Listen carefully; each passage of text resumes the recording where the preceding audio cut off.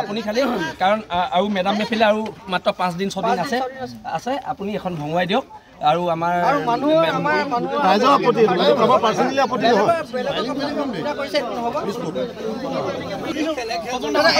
নহয় বেলেগ খেল চলিছে বুলি ক'লে নহ'ব নহয় এইটো মানখন ভাঙিব লাগিব ভাঙি দিব লাগিব আমি আৰু ইমান দেৰি ৰাতিপুৱা 10টা বজাত এইটো উঠাব লাগিব চব উঠাই এতিয়া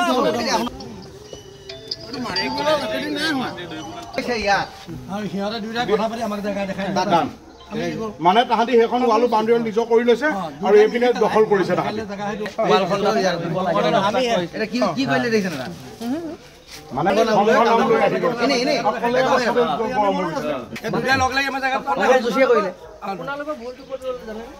আপোনালোকৰ মানুহ এজনে আহি পেলাই আমি জানো এটুকা পইচা সিহঁতৰ কিন্তু দুইটাই লগ লাগি যদি আমাক দেখাই দিছে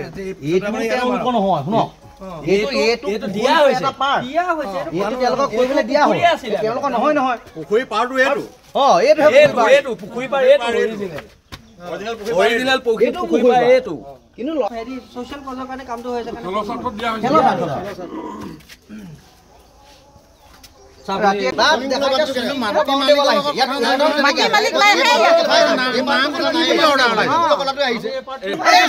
আপোনাৰ পইচাটো বনোৱা নাই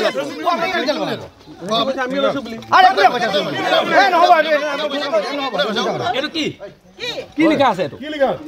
ৰাজ্যসভাৰ সাংসদ শ্ৰীযুত কামাখ্যাত আছে সাংসদ পুঁজিৰ পৰা অনুমোদন দিয়া 10 লাখ টকাৰে শিৱসাগৰ ছুইমিং ছ'চাইটি প্ৰশিক্ষণ কেন্দ্ৰ পকীবেৰা সাঁতোৰ সন্থাৰ সভাপতি শ্ৰী ৰঞ্জিত বৰগোহাঁইদেৱে হেৰি কৰে আজি স্থাপন কৰে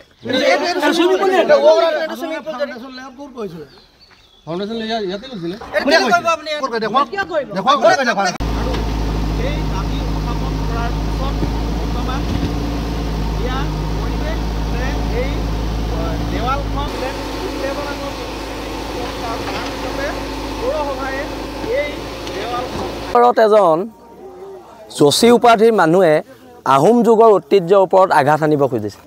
আৰু তেওঁক আঘাত আনিব দিয়া নহ'ব তেওঁ ৰাজনৈতিক দম্ভ দেখুৱাইছে এই দম্ভ উফৰাই দিয়া হ'ব আৰু এই আহোম যুগৰ পুখুৰীটো সংৰক্ষিত হৈ থাকিব লাগিব আৰু এইটো আমাৰ নিজৰ পুখুৰী আমি ইয়াত মেডাম মেফি পাতোঁ মেডাম মেফিলে আৰু বেছি দিন নাই আমি মেডাম মেফি প্ৰস্তুতি ইতিমধ্যে চলাই আছোঁ কিন্তু এটা কথা স্পষ্ট যদি প্ৰশাসনে আজি এই ৱালখন ভাঙি নিদিয়ে তেতিয়াহ'লে আজি শিৱসাগৰ টাউনৰ ৰাইজে এখন ৱাল ভাঙি পেলাব আমি বাৰে বাৰে প্ৰশাসনক অনুৰোধ কৰি আছোঁ আৰু আমাৰ এই সৰলতাক যাতে প্ৰশাসনে দুৰ্বলতা বুলি নাভাবে তাৰ বাবে আমি প্ৰশাসনৰ ওচৰত দাবী জনাইছোঁ আৰু এই যোশী উপাধি ব্যক্তিজনৰ লগত আজি কামাখ্যা প্ৰসাদ তাছাৰ ডাঙৰীয়াৰ লগত মোৰ ফোনত কথা বতৰা হৈছে তেওঁ কৈছে যে মই ছুইমিং ছ'চাইটিৰ কাৰণে 10 লাখ দিয়াটো হয় কিন্তু মই আহোম যুগৰ ঐতিহ্যত আঘাত আনিবলৈ 10 লাখ টকা দিয়া নাই মই আহোম জনগোষ্ঠীক যথেষ্ট শ্ৰদ্ধা কৰোঁ আৰু ইয়াৰ ওপৰত মই তদন্ত ঘোষণা কৰিম বুলি ইতিমধ্যে কামাখ্যা প্ৰসাদ তাছাই আমাক কৈছে এতিয়া কথাটো হ'ল যে এই ৱালখন আজিৰ ভিতৰত ভাঙিব লাগিব আৰু যদি নাভাঙে শিৱসাগৰ ৰাইজে ইয়াৰ খিলঞ্জীয়া ভূমিপুত্ৰ জনগণে এখন ভাঙি দিব আৰু এইবিলাক গুণ্ডামী অনা অসমীয়া মানুহৰ পুনৰ শিৱসাগৰ আৰম্ভ হৈছে আৰু তাৰ বিৰুদ্ধে এখন ডাঙৰ কিন্তু দীঘলীয়া সংগ্ৰাম হ'ব আৰু এই ৱালখন য'ত বনাইছে যদি তদন্ত হয় কিমান বিয়োগম মিউনিচিপালিটি বিষয়া জেললৈ যাব আৰু আমি কেছ কৰাৰ সিদ্ধান্ত লৈছোঁ আৰু কিমান বিয়োগম মিউনিচিপালিটিৰ ইঞ্জিনিয়াৰ জেললৈ যাব তাৰ হিচাপ কৰিব নোৱাৰিব কিন্তু 1714 পৰা 1744 চনৰ ভিতৰত স্বৰ্গদেউ ৰুদ্ৰসিংহৰ শাসনকালত নিৰ্মাণ কৰা এটা ঐতিহাসিক পুখুৰী শিৱসাগৰ মাজমজিয়া গোহাঁইচুকত অৱস্থিত এই ঐতিহ্যৰ ওপৰত কুঠাৰাঘাত হৈছে ৰাঘৱেন্দ্ৰ যোশী নামৰ এজন ব্যক্তিয়ে এটা সংস্থাৰ নাম লৈ ইয়াত দালালি কৰিছে 2 নম্বৰ কৰিছে আৰু তেখেতে চাহেওলা নামৰ এজন কোম্পানীৰ ঠিকাদাৰৰ লগত লগ লাগি ইয়াত এটা পইচা সৰলকি কৰাৰ প্লেন কৰিছে আৰু এটা সংস্থাক জনমানসৰ হেয় প্ৰতিপন্ন কৰিবৰ কাৰণে তেখেতে প্ৰয়াস কৰিছে গতিকে মই সকলো পক্ষকে এই ক্ষেত্ৰত বিহিত ব্যৱস্থা গ্ৰহণ কৰিবৰ কাৰণে আমি অনুৰোধ জনাইছোঁ আৰু প্ৰশাসন আৰু শিৱসাগৰ মিউনিচিপালিটিক আমি দাবী উত্থাপন কৰিছোঁ যে নগৈ গড়গাঁৱৰ বাতৰি ল'বলৈ আপোনালোকে এৰক স্পট ভেৰিফিকেশ্যন নকৰাকৈ ছুইমিং পুললৈ অহা টকা ঐতিহ্যৰ ওপৰত আপোনালোকে খৰচ কৰিছে এই ক্ষেত্ৰতো আপোনালোকৰ ওপৰত প্ৰশাসনিক বিহিত ব্যৱস্থা গ্ৰহণ কৰিব লাগে ৰাইজে সিদ্ধান্ত লৈছে বিষয়াৰ ওপৰত কেছ কৰা হ'ব কামাখ্যাদাৰ লগত যোগাযোগ কৰা হৈছে কামাখ্যাদাক এটা কথা জনাইছে যে মই যি পুঁজি দিছিলোঁ সেই পুঁজি ছুইমিং পুল ডেভেলপমেণ্টৰ কাৰণে দিছিলোঁ ঐতিহ্যপদ আঘাত নিবৰ কাৰণে দিয়া নাই ৰাঘৱেন্দ্ৰ যোশী যিজন ব্যক্তি এই দুষ্কাৰ্য কৰিছে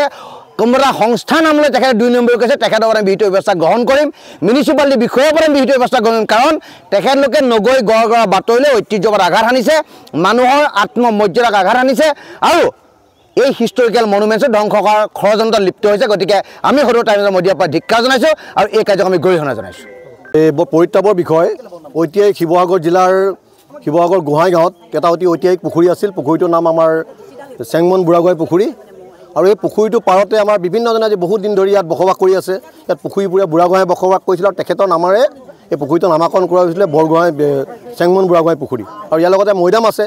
কিন্তু শেহতীয়াকৈ স্থানীয় ৰাইজে এই পুখুৰীটোৰ কাষতে পুখুৰীটোৰ লগতে লাগি এটা সময়ত আমাৰ ছাত্ৰ ছাত্ৰীসকলৰ সুবিধাৰ কাৰণে সাঁতুৰিবৰ কাৰণে এটা ব্যৱস্থা কৰিছিলে আৰু সেই ভিতৰৰ ব্যৱস্থাৰ কাৰণে কিছু সেই পুখুৰীটোৰ এটা অংশ তেখেতলোকে অলপ ব্যৱহাৰ কৰিছিলে কিন্তু পৰৱৰ্তী পৰ্যায়ত লাহে লাহে তেওঁলোকে কোনো ধৰণৰ নিয়ম নীতি নামানি তেওঁলোকে মানে